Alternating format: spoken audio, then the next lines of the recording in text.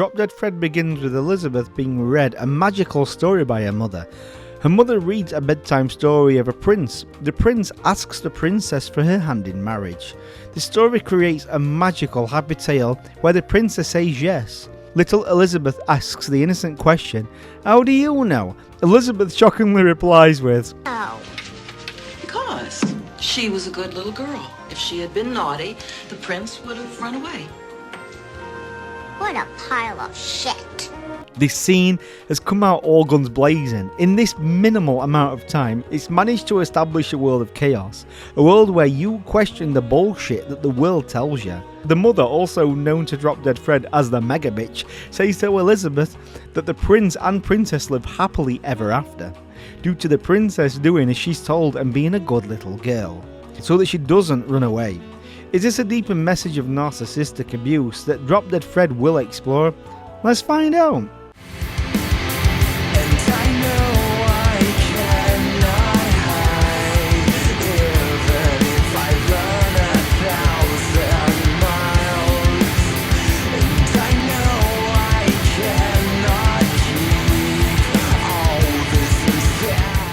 In comes the animated intro. If the music throughout the film sounds familiar, that's because you may recognise a similar style to the sounds from Ghostbusters 2, as both films have the same composer. It's now 21 years later. Elizabeth has grown up to be a weak, misguided adult that's controlled by a narcissistic mother. Unfortunately for Elizabeth, she looks for the same traits in men. It quickly establishes that her husband also mentally abuses Elizabeth by cheating on her, and then telling Elizabeth that it was all her idea to split up. She's a woman on the brink of destruction, and she needs help. Things go from bad to worse when she takes a lunch break from work. While chatting with the megabitch on a payphone, this fugly bastard smashes her car window to steal her belongings. And moments after that, some crackhead walks by and sees that a car window has been smashed, and the rat bastard steals a car. Bad day, it gets a whole lot worse. These unfortunate turns of events gets her fired from a day job. This is where the wheels start turning, and Beth begins to remember her imaginary friend, Fred. Elizabeth bumps into her childhood friend. This is the usual boring crap. He tells her that he's getting a divorce and that he's now a father, and his daughter is an outright rascal, just like she was when she was a kid. He explains that she terrorised his grandmother. Elizabeth then remembers her old partner in crime, Drop Dead Fred. Drop Dead Fred is played by a British national treasure, Rick Mail. This man is treasured just as much as fish and chips and Yorkshire tea. This man is British comedy royalty. He starred in many shows and a handful of movies.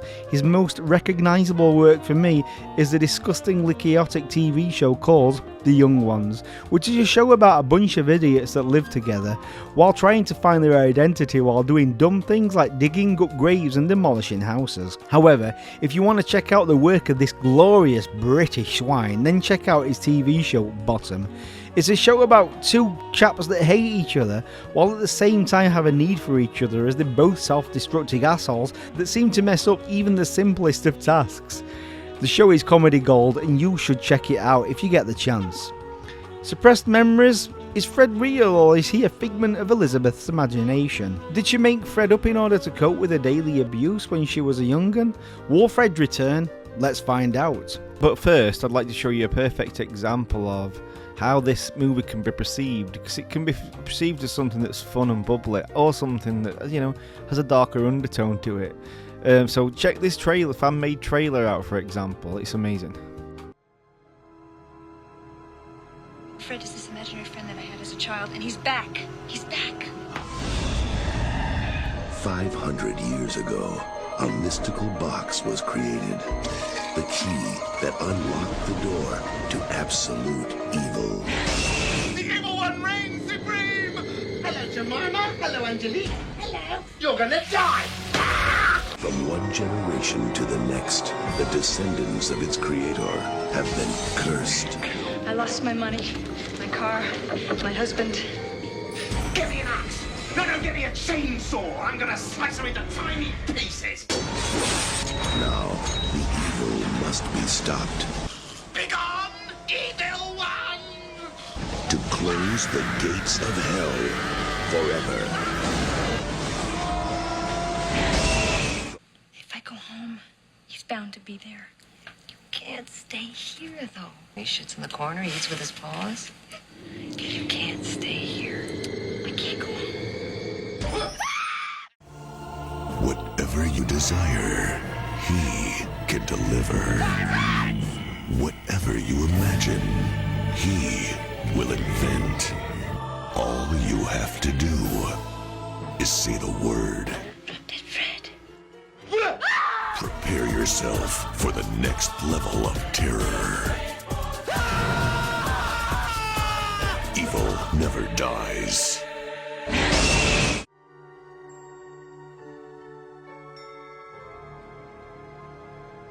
Cobwebs. Elizabeth meets up with an old friend who is played by Carrie Fisher. Yeah, that Carrie Fisher. She meets up for some support due to Charles leaving her high and dry. Back at Elizabeth's apartment, she finds that the mega bitch has the keys to her home and she has somehow found out that she's split up from her husband. That is when the mega bitch takes the opportunity to get her daughter back. She's already packed Elizabeth's suitcase and tells her that she's coming home with her. Poor Elizabeth has left one abusive relationship and she's fallen right back into another one. This one is rightfully named the Mega Bitch. Now that Beth's back with the main cause of her destructive behaviour, will Fred come back to wreak havoc on her life? Nah, that's end at movie shagger. Of course he does, you fools. Of course he does.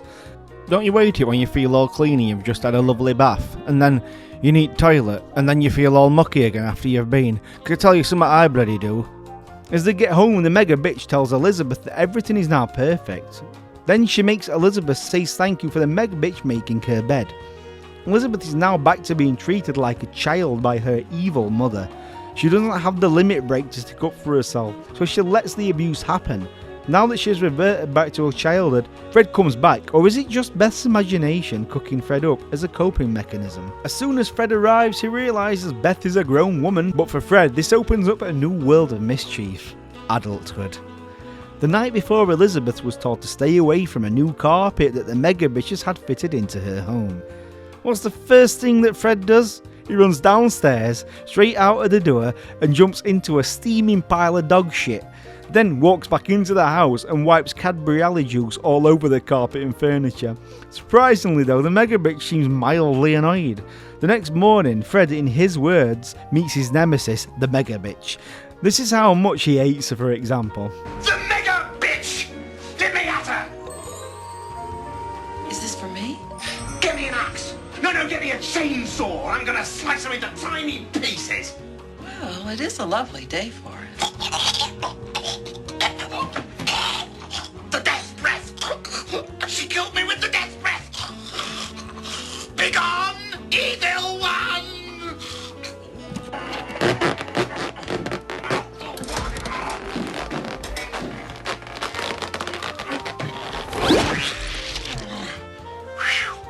Then Fred discovers cobwebs. The evil one reigns supreme!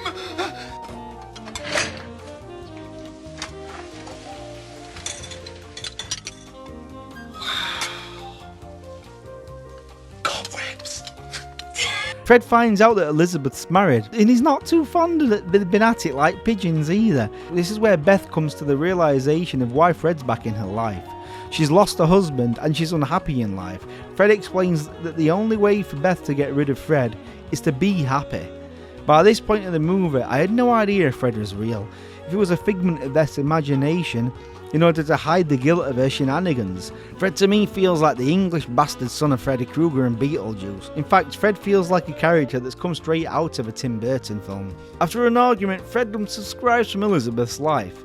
Fred's finished. Life is finally looking up for Beth. She's even received a letter from Charles asking Elizabeth to come back. Just like Hollywood celebs with Epstein Island, she goes running back for more, only to find out that Charles isn't home and she finds Fred waiting for her. Fred does a full see you next Tuesday move and tells Elizabeth that he in fact wrote the letter that she thought was from Charles. What a bastard. Devastated by this, Beth waits until Fred's asleep so she can head on over to her friend's house, who just very so happens to live in a boat. Elizabeth asks if she can stay the night so she can escape Fred. She stays the night, but events only go from bad to freaking nuclear Being the bringer of doom, Elizabeth brings a shitstorm of shit to her mate. When Fred sinks her home into the ocean, this gives her friend a mental breakdown as she attempts to beat the living piss out of Fred. The next scene is where we discover that Fred is actually real. He isn't a figment of Elizabeth's imagination. As we see her visit a specialist that deals with kids that have imaginary friends. Each kid has their own imaginary friend. Each has batshit crazy as the next one. After celebrating hanging out with each other, by having a puking contest, they notice that Elizabeth's been given some green pills. These pills help her get Fred out of her life, and Fred's friends warn him to be wary of these pills as they kill his kind. But Fred, being Fred, just thinks, just rubs it off, won't bother me at all, I'm Fred. But the next scene is pretty touching, where it cuts back to Elizabeth as a child. We see her mother, the mega bitch, constantly putting Beth down, and we find out that Beth's dad was a really nice stand-up guy that was eventually driven out by the mega bitch. However, the mega bitch brings Elizabeth down by telling the little bundle of joy that her father left due to Beth's bad behaviour. And on the same day, the mega bitch locks Fred up in a jack-in-a-box, and that's the last time she sees her best friend until her adult life. We even see a scene where the young Beth writes a letter to Fred stating that she took you away from me and locked up by the mega bee. She couldn't understand why Fred couldn't simply reappear in her life. Elizabeth states after locking up Fred, her mother found out how to hurt her, so she did it constantly during Elizabeth's upbringing. An alienated Beth, which damaged her mentally, so that she thinks she can only rely on her mother in life. This is a classic case of narcissism. We see in this movie that her mother also dresses Elizabeth up just like her and tells her who to date. Narcissists don't see their children as their child. They see them more as their property, an extension of themselves, so the mega bitch manipulates Elizabeth into being controlled by her, so that the mega bitch can live a new life through Elizabeth. Craving her mother's attention and approval, Beth heads out to a party that her husband is at. It's really sad to see because she has a sweet guy and a childhood friend that very clearly likes her. She can't see what's in front of her because she's too concerned about living a life to impress and seek the approval of her mother. This guy Mickey even drives her to the fucking date and tells her that she looks beautiful. There's a message here.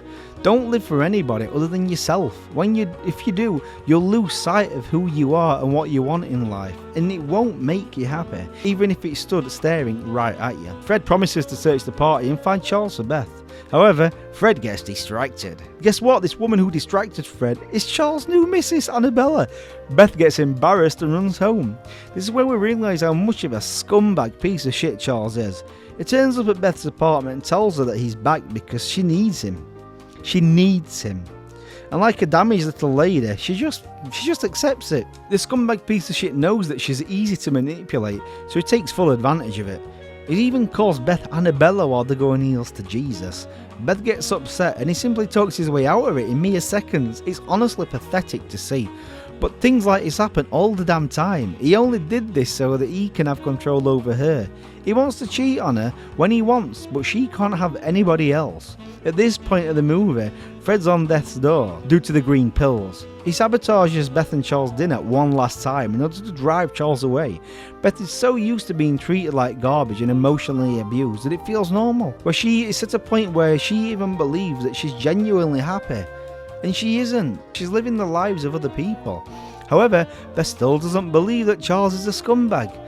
Beth takes the last green pill and Fred collapses to the floor and asks Beth to open the door to the room that Charles is in. She opens the door only to find that Charles is on the phone to Annabella saying that he has full control of Beth. This scene is sad because Beth has been in isolation all of her life due to being forced to being with her mum and controlled by her abusive husband. Together, they've destroyed Elizabeth. She tells Fred that she's scared to be alone. This line always gets to me emotionally, as she's a sweet girl that desperately wants to be happy, but the only way she knows how to be happy is by pleasing abusive people in her life. On face value, Drop Dead Fred looks like a movie that's incredibly dumb.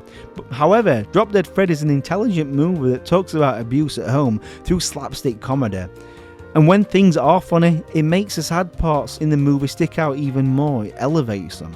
It's a quick line, but when she says that she's afraid to be alone, It gets to me every time. Fred, even though being a destructive force, is only destructive to those that are no good in Beth's life. His goal has always been to drive them away from Elizabeth, not drive Elizabeth from them, because even Fred knows that she sadly isn't strong enough to do it herself. Fred, seemingly on his deathbed, has one last ditch attempt at showing Elizabeth that she needs to be strong in life and push those out that have wronged her. Fred takes Elizabeth into his world. This is an extension of Elizabeth's imagination. She has a few tasks. The first is to finally stick up for herself and push Charles out. Charles pulls up in a car and orders Beth to get in, but she refuses and goes on to task 2 with ease. You can tell that Fred's really proud of her. Fred then tells Beth that they have to go upstairs for something, but something's blocking the way. Fred tells her to use her imagination in order to get upstairs, so Elizabeth imagines a tree. A tree grows and they climb it to get to the next floor. Why a tree and not stairs? Well, I think this is a tree because it's a symbol of Beth's growth, after finally giving Charles a piece of her mind. In comes the final boss, the Mega Bitch. She's blocking Beth and Fred from entering Beth's bedroom, where the younger Beth is taped down to the bed, which I guess is a symbol of her being tied down in life by her mother. She finally utters the words, "I'm not afraid of you," and defeats the final boss, the Mega Bitch from hell. Beth rescues her younger self and lovingly holds her younger self and comforts her. Fred tells Beth that she now has to go. I had tears in my eyes due to what I'd just witnessed. Beth just defeated her demons and finally said enough is enough. But there's one more thing though. After Fred says that it's time to go, Beth says okay, let's go. But sadly Fred says no. Just you. Fred's job is done. After decades of help, he's finally achieved his job of helping Beth find herself, and it's fucking beautiful. Beth says that she wants Fred to come back with her, but Fred touchingly says that Beth has Beth now. She finally has herself. They lovingly hug and Beth goes back home without her best friend. This upset me to no end, as personally I'm in a position in life where I don't know if my last goodbye with my family will be the last time I'll ever see them. And this has sadly happened. I lost my grandmother during COVID, and I sadly couldn't get over to see her while she was sick. If I knew the last time that I saw her was going to be the last time I'd see her in person, I'd tell her how much she meant to me, I'd tell her how much I love her. It's a beautiful scene of strength and sadness, as the hug she gives Fred turns into her embracing and hugging herself. Anyway, on the up, Beth dumps Charles, then goes to see the Mega Bitch. Charles is on the phone to the Mega Bitch. These fuckers can't stop scheming, can they? Beth says that she's leaving, but the Mega Bitch lets rip and uses the old abuse tactic, and throws out that her father left because of her. Beth finally tells her that it's a pile of shit and walks away, but her mother shouts, "Don't walk away from me," and then sadly says in a soft voice, "She'll be lonely," projecting how she really feels. The mask fell off.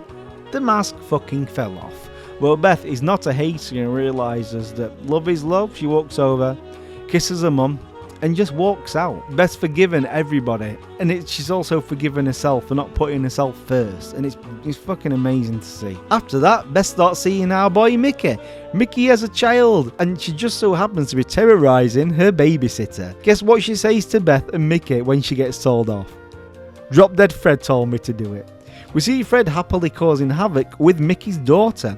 However, Beth's moved on and she can no longer see Fred. Is Mickey really a piece of crap? Fred has to be there for some reason, right? But we'll never know, because unfortunately, we never received a sequel. But for me, this makes Drop Dead Fred even more of a cult movie, because we'll always have a what if hanging over it. Final thoughts. Drop Dead Fred on the surface seems like a fun, friendly, silly movie that packs the screen with dumb, pointless slapstick comedy. However, at its core, Drop Dead Fred is a movie about abuse. It tackles narcissism at home and manipulative husbands. Beth always thought that she was happy. However, that was other people living through her. She was a shell of what she could be, and Fred taught Beth to live for herself, and that's powerful stuff. I adore Drop Dead Fred, and Rick Mayall will always be missed. If you have seen Drop Dead Fred, check it out. It's free on YouTube.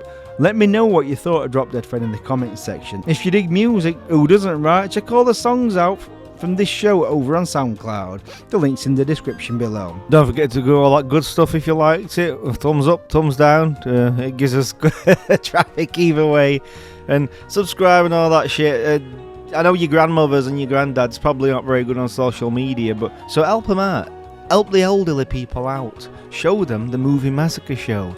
And, you know, I think it's a very nice gift for them.